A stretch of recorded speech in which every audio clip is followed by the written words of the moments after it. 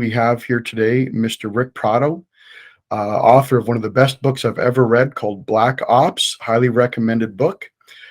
Just to keep you on time, sir, I'll just jump right into the quotes and the questions, okay? Sounds great with one question. Yes, Or sir. one. Call me Rick, please. You're making me As you feel wish. you're I, making me feel older than I am. I'm a I, regular guy. Just I Rick. will. I I will appreciate try, that. Rick. I'll try, Rick. Okay. I got you. My father prepared the house for war. He lugged sacks of coffee from his company and used them like sandbags to transform our bathroom into a bomb shelter. Castro was our destruction. Within days, the purges began. Anyone associated with the Batista regime was persecuted, jailed, and some even hanged from nearby trees. In school, our teachers told us to watch each other and our families. If we heard anyone saying anything against Castro, we were to report it at once. Once reported, those people vanished. So, your family fled communism, and that influenced your decision to join the CIA. But what would you say to people who want to contribute to the fight against socialism and communism, but can't join the CIA? Like, what kind of action can regular people take? It's a moral responsibility of every man and woman to fight in the way that they can or the way that God put them on this earth to do. I'm a soldier. I'm a warrior. I'm surrounded by those, but we need people who give us the moral high ground and support us in this. Understanding what socialism is, understanding what communism is, reading books like you just did with mine that inculcate the perils of being tempted to go in that direction. Socialism is nothing more than a mask that communism wears to take away your God, your country, your family, and everything that you have. So everybody can contribute, whether it's by voting, whether it's by supporting the vote, whether it's by taking care of our military and our police officers, take care of the sheepdogs. So we all have a place on this earth, and nobody is of less value than the other. The case officer's job is to cultivate, maintain, and protect those agents, meeting with them when necessary, or finding clandestine ways to exchange information. There are many ways to gather intelligence these days via satellite, aerial reconnaissance, interceptor radio transmissions, cell phones, wiretaps, and so on. They all give us puzzle pieces of information, but none of those things are nearly as useful as human eyes and ears in key places. Human intelligence, or humint, HUMINT, is the essence of our work. Because of that, the case officers play a significant role in defending America. So, you wrote about surveillance tools like listening devices hidden in a kitchen table, predator drones wearing disguises, but also giving a few dollars to a soldier for antibiotics. So, why is technology not a substitute for human relationships? Technology doesn't have a soul. Technology does not have a conscience. The people that handle technology are the ones that can impart that. Human, especially on the side of U.S. intelligence, and I will tell you right up front, the Russians slash Soviets slash Cubans slash Nicaraguans slash Venezuelans and the Chinese do not play by the same rules. We try to recruit for strengths, people that have the moral conviction, the moral background, to able to help us in the big international fight that we're always find ourselves in. Technology can help. Technology is essential. It is one leg of the stool that we build on. That said, human will always be the principal one, because if you cultivate an asset, if you vet an asset, and you make him or her understand the mutual effort in the outcome of that effort, you will have, in most cases, a pretty darn viable and reliable source. Bullies will take your self respect, your pride, and your dignity while they work you over day after day. What is the answer? Maintain your pride and honor by fighting back. In the back alleys of the world, I saw how we fought back against these forces and how sometimes our own sense of right and wrong undermined our ability to stop a foe that behaved with absolutely no scruples or humanity. From the point of the spear to the velvet fist of the shadow world, my career took me through a full spectrum of how the agency defends America. So my question is, how do we know where to draw the line between trying to win hearts and minds and fighting back against a bully? As an example, setting aside military, you may be dealing with someone in your business life, and you're trying to negotiate with them or whatever. Um, I'm assuming that our first choice is to always win the hearts and minds of people we are interacting with. How do you know in your heart when the switch flips and this person or the situation can't be won and you have to take some other action? Well, I mean, we're talking very different points of comparison here. You know, when I was making those comments, I am talking about fighting evil. Business, unless you're fighting an evil business or negotiating against an evil business, is a little different. The moral threshold is very different. In other words, I would not put a contract hit on a guy just because him and I are not getting along in business. Yeah. But in the realistic world that we need to operate in, as even, and I'm not talking about just wars, I'm talking about the responsibility of a human being to take care of himself and his family. It is the threshold for me is knowing in my heart that I'm doing whatever it is I'm doing for the right reasons. Mm-hmm. That is the difference between killing and murder. That Mm-hmm. is the difference between stealing secrets and or stealing a person's food or their money or their possessions. So it's all morality, and each situation is different. But as long as you can look at God in the eye and say, "This is why I'm doing this," you're gonna be okay. Wild Bill Donovan was a major childhood hero of mine, along with Teddy Roosevelt and Wyatt Earp. When he founded the OSS, the CIA's World War II forerunner, he told President Roosevelt he'd fill the ranks with calculatingly reckless men of disciplined daring, and that they would be trained for aggressive action. So, how can a regular guy like me, or in general, become a daring, a calculating, reckless man of action? Or I would say jokingly, how could a vegetarian become a meat eater? I like that. That's actually very good. First of all, having a purpose is what really makes a difference in the conviction of an individual. If you let's take a civilian, somebody who has never had never been in a fight, has never picked up a gun, but now has a family, has kids, and his environment is changing to the negative. Okay, all of a sudden your city becomes crime ridden. I work a lot with police officers. I'm a huge supporter of police officers, but they cannot be there for you every single time. So it's the burden of responsibility. So that, you can learn to fight and you can learn to shoot, but having the reasons for why you want to do that is what's going to get you into the right mindset, going from vegetarian to a meat eater. Because if you have children and you can only imagine the pain that you would feel if you failed to protect them, if that doesn't make you a meat eater, nothing will. We had been fighting a noble effort for almost a decade to topple an illegal, brutal, and murderous regime in Nicaragua. Anyone who thought that was wrong should have seen the women and children I'd seen escaping the Sandinista reign of terror. Years of eyewitness experience convinced me the press coverage here in the States was deliberately painting a nonsensical and false picture of what was going on in Honduras and Nicaragua.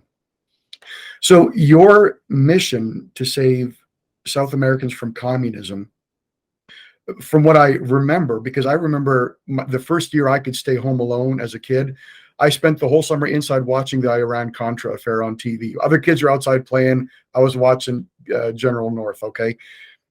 What advice would you offer to someone who's being deliberately misrepresented because they're going against the grain trying to do good?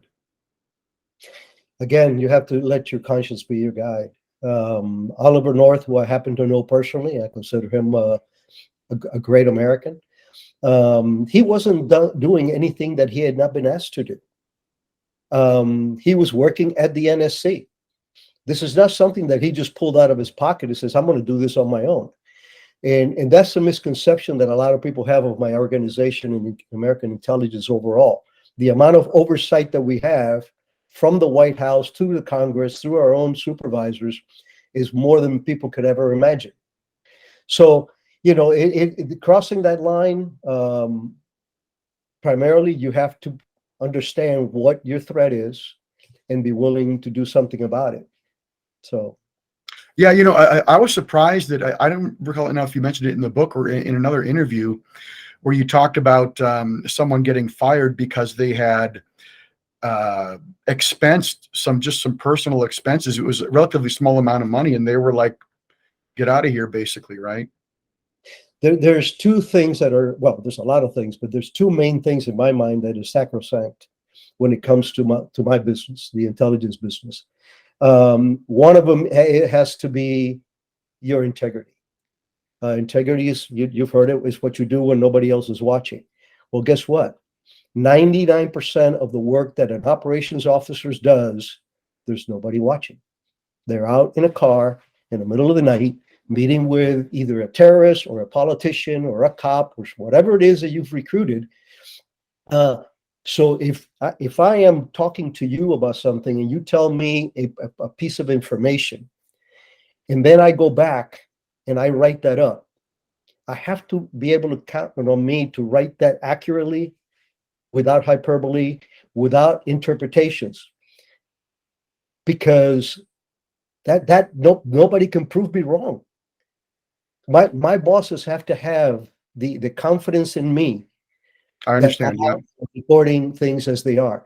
And the case that you mentioned about the money being taken from an account, and unfortunately, this guy was a good officer. He was just unfortunately in a bad marriage. And the bottom line is fiscal responsibility for us is extremely important for the very same reasons that accurate reporting is. The terror groups had eyes everywhere too. We could sometimes deduce the official surveillance from the jihadists, but not always.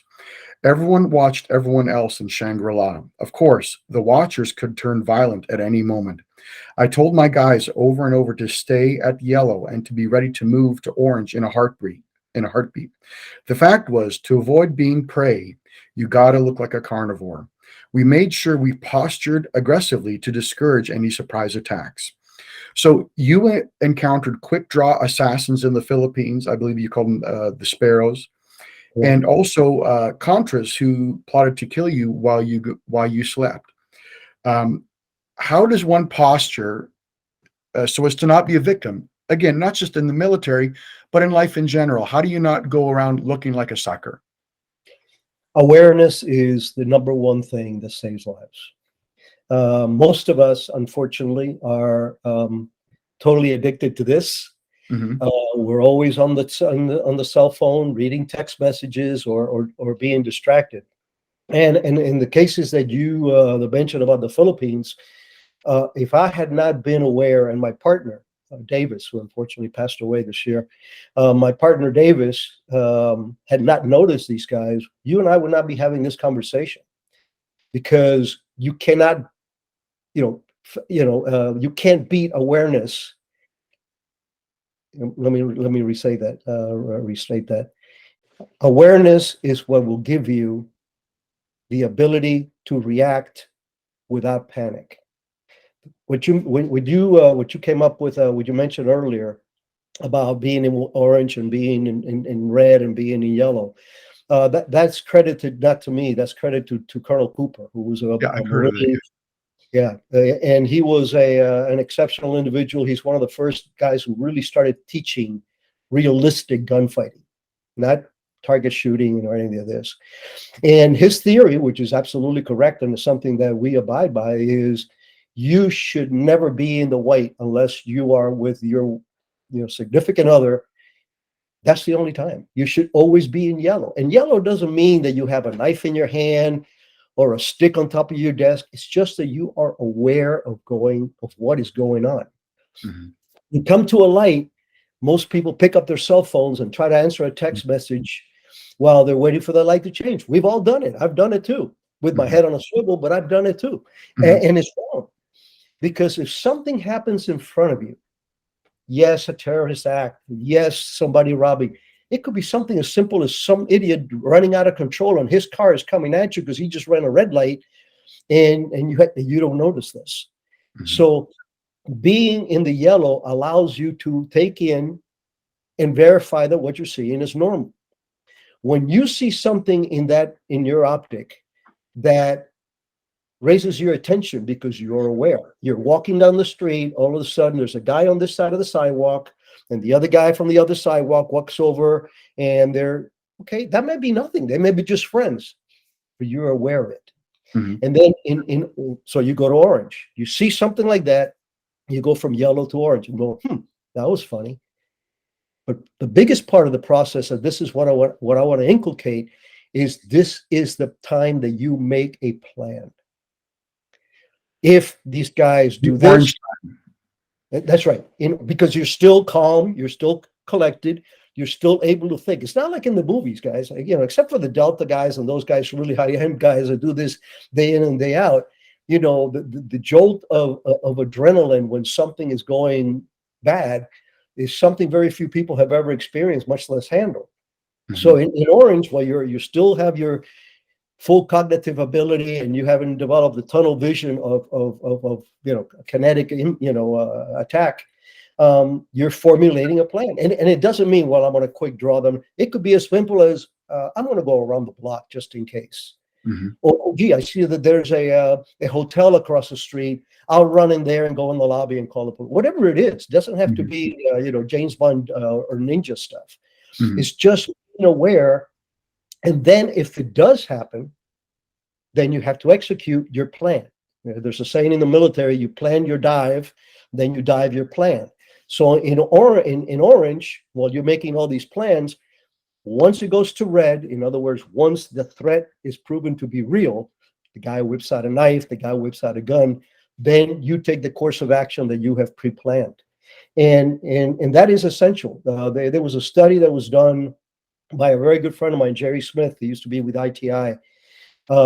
He was a former OSI investigator, and he did a complete rehash of the terrorist acts in Europe in the early 1970s and throughout. And the first thing that he noticed was that the people that were able to see the attack coming survived. The ones that were surprised, for the most part, did not. Mhm. And that was the beginning of this whole theory, building on to Colonel Cooper's. When in orange, make a plan. That's a good thing to remember. We Americans are generally raised to be law-abiding citizens with an integrated sense of fair play. The world beyond our borders simply does not function that way. Our adversaries do not adhere to the same rules we enjoy and cherish, which sometimes puts us at a consistent disadvantage against ruthless, unscrupulous foes like the Chinese, Iranians, Cubans, and Russians. Now, for myself personally, I think that Western civilization is intrinsically Christian, okay, and that's what makes the West best. Why?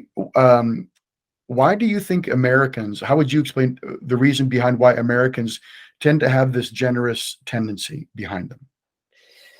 Oh, Christianity has a lot to do with it, without a doubt. I mean, I am a God-loving person, and I believe in God, and I try to abide by His commands.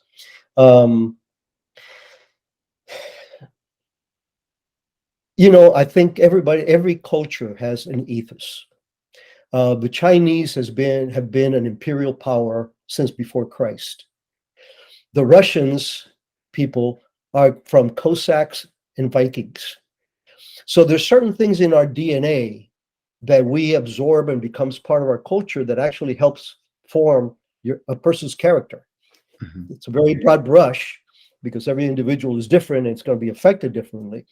But I think that the American ethos basically, and hopefully will not get further, watered down, is that of the cowboy. The cowboy wears a white hat. Hmm. and he goes after the bad guys, and he protects the innocent, and he loves his horse, and he pets the dog, and he goes home to his family. That's, to me, in the heart of every American, is part of our history, is the fact that this country was made by patriots, created by patriots, fought for by patriots. And then when we got into, now we're a nation, I think that cowboy mentality of, right and wrong. And again, don't get me, I'm not naive enough to tell you that every cowboy was a good guy. On the contrary, the Yeah. majority weren't. That's why I love Wyatt Earp. So I believe that's probably the biggest angle on that. Yeah. My writing coach, John Bruning, who so skillfully walked me through converting my quote decent ops writing skills into words that captured atmosphere, feelings, impressions, love, and other subtleties absent in CIA writing. So your book is a real page turner. I mean, absolutely loved reading it because it's so well written. It's not just the adventures and the James Bond stuff in it, but the English is great. The writing style is great.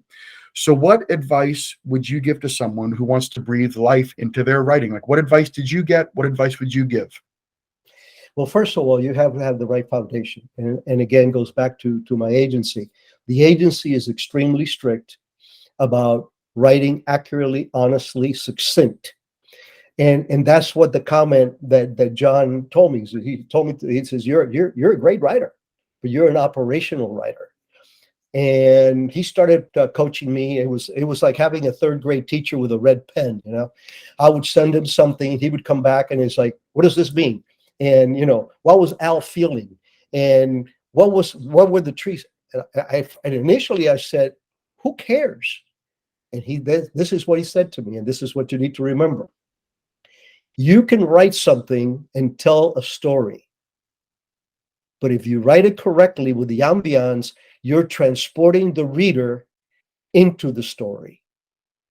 And that is the mark of a really good, writer, that you could just not read. It's not like a textbook that you're reading about, the formula for whatever.